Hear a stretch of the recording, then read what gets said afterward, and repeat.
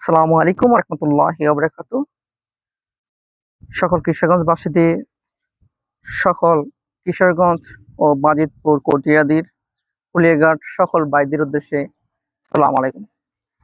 আমার এই ছোট্ট একটা পেজ এবং একটা ইউটিউব চ্যানেল এই সৌদি আরব থেকে চালাচ্ছি। আশা করি যে গরিবের বন্ধু হিসাবে সবসময় থাকতে পারি, সে দোয়া করবেন, মানুষের ভালোবাসা নিয়ে থাকতে পারি। দোয়া করবেন সবসময় যেন মানুষের ভালোবাসাটা নিয়েই, মানুষের সম্মানটা নিয়েই যেন এই পৃথিবী ত্যাগ করতে পারি। কেন আসছি দুদিনের জন্য, বেশি দিন হয়তো বাঁচবো না।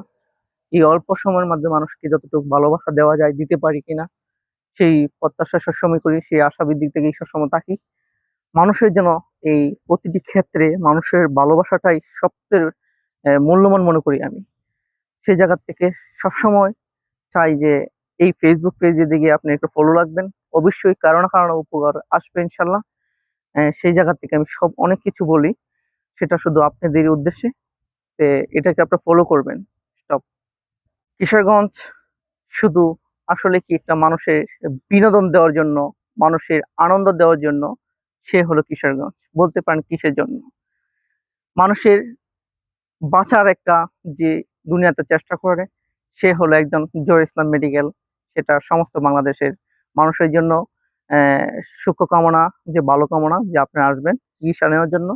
আরেকটা বিষয় হলো কিশোরগঞ্জ ইটনা বিডামন, যে হাওরে ভরা মাছ এবং পানি, সেই হাওরের মাছ শুধু মনে করবেন তত্ত্বটা বাংলাদেশি সেই নদী সাগরের মাছ খেতে চান, তাহলে ইটনা মিডামনে হাওরে আসুন, ভালো ভালো মাছ পাবেন।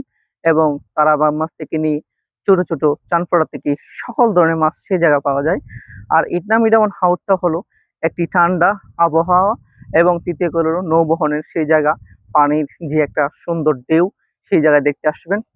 আরেকটা জিনিস সেটা হলো জানাই, যেটা হলো যে ভালো একটা উন্নত মান কলেজ, সেটা হলো কিশোরগঞ্জ গুরুদল কলেজ। সেই কলেজটা বাংলাদেশের মাধ্যমে আশা করি যে এটা হলো দুদু বাংলাদেশের 10টা কলেজ থাকে, 10টা কলেজের মধ্যে সেটা হলো একটা কলেজ, যে কিশোরগঞ্জ গুরুদল কলেজ।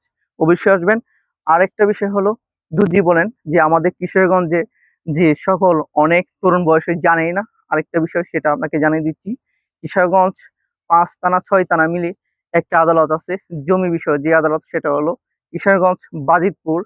আহ, বাজিতপুর গুরুদলের কি বাজিতপুর আপনার এই ডাকবাংলা মাঠে কোন আমার যে একটা আদালত আছে, সেই আদালত জমি বিষয়ে যদি কেউ উনি ভুগাতে পড়ে যান গা, বা কেউ সমস্যা পড়ে যান গা, বা জমির বিষয়ে যদি কোনো কাগজের পেশ থাকে, তাহলে সেই আদালতে আসতে পারবেন। আপনার সকল সমস্যা সেই জায়গাতে দূর করে নিতে পারবেন। অবশ্যই সেখানে দক্ষতা উকিল আছে, দক্ষতা ম্যাজিস্ট্রেট আছে এবং সরকার আছে, তাদের সাথে পরামর্শ নিয়ে সঠিক একটা সিদ্ধান্ত যেতে পারবেন। ভালো থাকবেন, সুস্থ থাকবেন। কিশোরগঞ্জ বাজিতপুর এমডি আছে।